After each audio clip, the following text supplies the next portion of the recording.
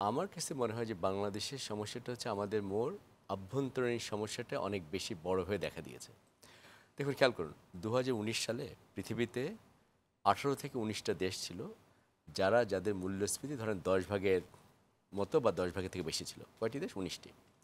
তারপর কোভিড গেল। আপনি যদি এখন যে চিন্তা করেন ২০২২ সালে আমরা দেখলাম সেই নাম্বারটা ৭০-এ গেল। মানে ৭০টা দেশ তারা স্ট্রাগল করছে তাদের মূল্যস্ফীতিকে কমিয়ে আনতে, যেটা ১০ ভাগের উপরে চলে গিয়েছে। আর এখন এরপরে দেখা গেল যে ১ বছরের মধ্যে অনেক দেশ আবার তাদের মূল্যস্ফীতিকে কমিয়ে আনতে পেরেছে। ওই ৭০ থেকে নাম্বারটা তখন নেমে আসলো ৪৯টা। আচ্ছা। তারপরে ৪৯টা দেশ তারা কিন্তু এখনও চেষ্টা করে পারছে না তাদের মূল্যস্ফীতিকে কন্টেইন করতে। আনফরচুনেটলি সিচুয়েশনের তুলনায় অনেক বেশি হ্যাঁ, সংখ্যাটা।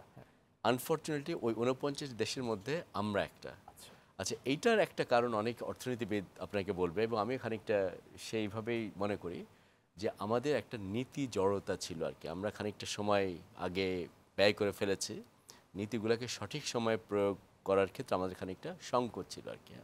যেটা আমরা সাম্প্রতিক সময়ে সেটাকে থেকে ওভারকাম করার চেষ্টা করছি আর কি।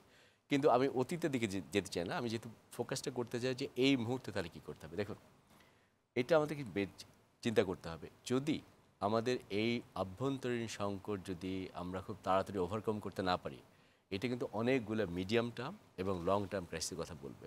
একটু আগে শামস মাহমুদ বলেছেন যে আমাদের কিছু কিছু জায়গায় আরও বিনিয়োগ করতে হবে। কেন? আমরা যেন ব্যাকওয়ার্ড লিঙ্কেজ তৈরি করতে পারে। উনি বারবার উদাহরণ দিচ্ছেন যে স্পেশালি গার্মেন্ট সেক্টরে যেখানে ধরুন আমাদের ম্যানমেড ফাইবার বা ফ্যাব্রিক লাগবে, সেটা আমাদের দেশে তৈরি করা দরকার।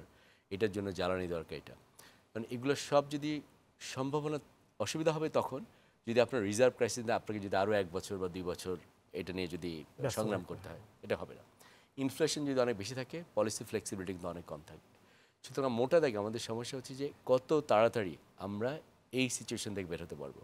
তো সেক্ষেত্রে আপনি যদি সবাইকে জিজ্ঞাসা করেন, মোটামুটিভাবে একটা ঐক্যমত আছে যে প্রথম স্টেপটা হওয়া উচিত যে কোনোভাবে মূল্যস্ফীতিকে নিয়ন্ত্রণ করা যায় কিনা।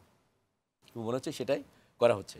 এবার বাজেটে একটু সুযোগ ছিল যে এটাকে হয়তো আরেকটু বেশি মাত্রায় গুরুত্ব দেওয়া, কিন্তু যে পাবলিক স্পেন্ডিংয়ে যে আকার দেখেছি তাতে আমার কাছে মনে হয়েছে যে হয়তো আরও সুযোগ ছিল খানিকটা শক্ত করে ধরা, আরেকটু কৃচ্ছ্রতা সাধন করা, পাবলিক স্পেন্ডিং কমানো, অ্যানুয়াল ডেভেলপমেন্ট প্রোগ্রামে আমাদের যে খরচ আছে সেটা কমিয়ে আনলে যেটা হতো কি সরকারের ওই ডেফিসিটটা আর একটু কমে যেত। ধরুন ৪.৬ ডেফিসিট হবে অর্থমন্ত্রী বলেছেন বাজেট বক্তৃতায়। এটাকে যদি আমরা ২ বা ২.৫ এটাতে আনতে পারলে হতো কি সরকারকে কম কর্য করতে হতো, তাহলে খরচের একটা কম প্রেশার পড়তো এবং আমরা দেখতাম হয়তো সেটা মূল্যস্ফীতিকে দমিয়ে রাখতে সাহায্য করতো।